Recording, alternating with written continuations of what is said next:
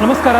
ಕೆಲವು ಕ್ರೈಮ್ ಕೇಸ್ಗಳನ್ನು ನೋಡಿದಾಗ ಅದನ್ನು ಒಂದಿಷ್ಟು ಸ್ಟಡಿ ಮಾಡಿದರೆ ಒಳಗಿರುವಂತಹ ಮಾಹಿತಿಗಳು ಇನ್ನೂ ದೊಡ್ಡ ಮಟ್ಟಿಗೆ ಹೊರಗೆ ಬಂದು ವಾಸ್ತವಾಂಶ ಸತ್ಯ ಇಡೀ ಪ್ರಪಂಚಕ್ಕೆ ಗೊತ್ತಾಗುವ ಹಾಗೆ ಇರುತ್ತೆ. ಇದು ಪೊಲೀಸ್ ತನಿಖೆಯಿಂದ ಮಾತ್ರ ಸಾಧ್ಯ ಇದೆ ಅಂತ ಅನಿಸ್ತದೆ. ಜೂನ್ 29ನೇ ತಾರೀಕು ಮಧ್ಯರಾತ್ರಿ ಸುಮಾರು 2 ಗಂಟೆಯ ಸುಮಾರು ಬೈಕಂಪಾಡಿಯ ನಿರ್ಜನವಾಗಿರುವಂಥ ರಾಷ್ಟ್ರೀಯ ಹೆದ್ದಾರಿ. ಒಂದು ಸ್ವಿಫ್ಟ್ ಕಾರು ಮಹಾರಾಷ್ಟ್ರದ ಸಾಂಗ್ಲಿಯಿಂದ ಕೇರಳದ ಪೈನೂರಿಗೆ ಹೋಗ್ಲಿಕ್ಕಿರುತ್ತೆ. ಅದರಲ್ಲಿದ್ದದ್ದು ಒಬ್ಬ ಗಂಡಸು, ಆತನ ಹೆಂಡತಿ ಮತ್ತೊಂದು ಪುಟ್ಟ ಮಗು. ಆ ಸ್ವಿಫ್ಟ್ ಕಾರನ್ನು ಬೈಕಂಪಾಡಿಯ ಆ ಪ್ರದೇಶದಲ್ಲಿ 3 ಕಾರುಗಳು ಅಡ್ಡಾಗ್ತವೆ. ಅದರಲ್ಲಿ 2 ಇನೋವಾ SUV ಮತ್ತು ಒಂದು ಸ್ವಿಫ್ಟ್ ಕಾರು. ಅದರಲ್ಲಿದ್ದದ್ದು ಬಹುಶಃ 7 ಮಂದಿ. ಅವರು ಹೊರಗೆ ಬರ್ತಾರೆ. ಆ ಕಾರನ್ನು ಅಡ್ಡಗಟ್ಟಿದ ನಂತರ ಅದರಲ್ಲಿದ್ದಂಥ ಗಂಡಸನ್ನು, ವಿಕಾಸ್ ಅವರ ಹೆಸರು, ಹೊರಗೆ ಎಳಿತಾರೆ ಮತ್ತು ತಾವು ಆ ಸ್ವಿಫ್ಟ್ ಕಾರನ್ನು ಆ ಹೆಂಗಸು ಮತ್ತು ಮಗುವಿನೊಟ್ಟಿಗೆ ಅಲ್ಲಿಂದ ಪರಾರಿಯಾಗ್ತಾರೆ. ನಂತರ ಕೂಳೂರ ಹತ್ರ ಹೋಗಿ ಹೆಂಗಸನ್ನು ಮತ್ತು ಮಗುವನ್ನು ಇಳಿಸಿ ಆ ಕಾರು ಬಂಟ್ವಾಳ ಪೊಲೀಸ್ ಠಾಣೆಯ ವ್ಯಾಪ್ತಿಗೆ ಹೋಗುತ್ತೆ. ಅಲ್ಲಿ ಬಹುಶಃ ಒಂದು 3-4 ಗಂಟೆ ಇರ್ಬೋದು. ಅಲ್ಲಿ ಅವರು ಹೋಗುವಾಗ ಕಾರನ್ನು ಒಂದು ಕಡೆ ನಿಲ್ಲಿಸ್ತಾರೆ ಮತ್ತು ಕಾರನ್ನು ಕೂಲಂಕುಷವಾಗಿ ಪರಿಶೀಲಿಸ್ತಾ ಇಲ್ಲಿ ತನಕ ಹೇಳಿದರೆ ಸೀಟ್ನ ಕವರನ್ನು ಹರಿದು ಅದರ ಒಳಗೆ ಏನೇನು ಇದೆ ಅಂಥೇಳಿ ನೋಡ್ತಾರೆ.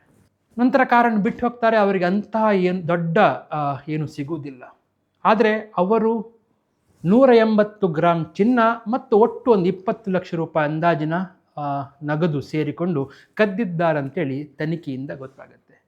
ಬರೀ 180 ಗ್ರಾಂ ಚಿನ್ನ ಮತ್ತು ಒಂದಿಷ್ಟು ನಗದಿಗೋಸ್ಕರ ಈ ಕಾರನ್ನು ಅವರು 3 ಕಾರುಗಳೊಂದಿಗೆ ಅಡ್ಡಗಟ್ಟಿದ್ರಾ ಎನ್ನುವಂಥ ಪ್ರಶ್ನೆ. ಯಾಕಂತ ಹೇಳಿದರೆ ನಾವು ಕೂಡ ಮಂಗಳೂರಲ್ಲಿ ಇದರ ಹಿಂದೆ ಕೂಡ ಕೆಲವು ಚಿನ್ನಾಭರಣಗಳ ವ್ಯಾಪಾರಿಗಳನ್ನು ಲೂಟಿದ್ದನ್ನು ನೋಡಿದ್ದೇವೆ.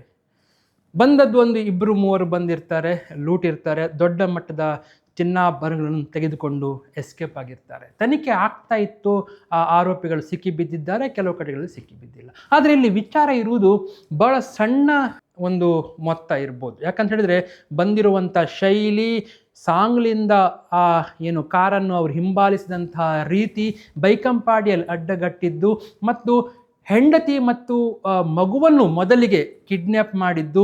ಯಾಕಂತ ಹೇಳಿದರೆ ಅವರ ಬಾಯಿಂದ ಏನಾದರೂ ಸತ್ಯ ಹೊರಗೆ ಬರುತ್ತಾ, ಕಾರಲ್ಲಿ ಎಲ್ಲೆಲ್ಲಿ ದೊಡ್ಡ ಮಟ್ಟದ ಬಂಗಾರವನ್ನು ಅಡಗಿಸಿ ಇಡಲಾಗಿದೆ ಅಂಥೇಳಿ ಏನಾದರೂ ವಾಸ್ತವಾಂಶ ಗೊತ್ತಾಗಬಹುದಾ ಅಂಥೇಳಿ ಬಹುಶಃ ಪ್ರಯತ್ನ ಪಟ್ಟಿರಬಹುದು. ಆನ್ ದ ವೇ ಕೂಳೂರು ತನಕ ಹೋಗಿದ್ದಾರೆ. ಬೈಕಂಪಾಡಿಯಿಂದ ಕೂಳೂರಿಗೆ ತುಂಬ ಏನು ದೂರ ಇಲ್ಲ. ಆದರೆ ಆ ಸಮಯದಲ್ಲಿ ಅವರು ಏನು ಪ್ರಯತ್ನ ಮಾಡಿದ್ದಾರೆ, ಬಹುಶಃ ಏನು ಸತ್ಯ ಅಥವಾ ಕಾರಲ್ಲಿ ನಿಜಕ್ಕೂ ಏನು ಇರಲಿಲ್ಲ ಎನ್ನುವುದು ಈಗ ಗೊತ್ತಾಗುತ್ತೆ. ಅಥವಾ ಆ ಕಾರಲ್ಲಿ ಇದ್ದದ್ದು ಬೈಕಂಪಾಡಿಯಿಂದ ಕೂಳೂರು ದಾಟಿ ಬಂಟ್ವಾಳಕ್ಕೆ ಹೋಗುವಾಗ ಆ ಸೀಟ್ ಕವರೆಲ್ಲ ತೆಗೆದು ಏನಾದರೂ ದೊಡ್ಡ ಮೊತ್ತದ ಬಂಗಾರವನ್ನು, ಚಿನ್ನವನ್ನು ತೆಗೆದುಕೊಂಡು ಅವರು ಎಸ್ಕೇಪ್ ಆಗಿರ್ಬೋದಾ? ಹಾಗಾದರೆ ದೊಡ್ಡ ಮೊತ್ತದ ಬಂಗಾರ ಕಳ್ಳತನ ಆಗಿದೆ ಅಂತಾದರೆ ವಿಕಾಸ್ ಅವರು ಅದನ್ನು ಒಪ್ಪಿದ್ದಾರಾ?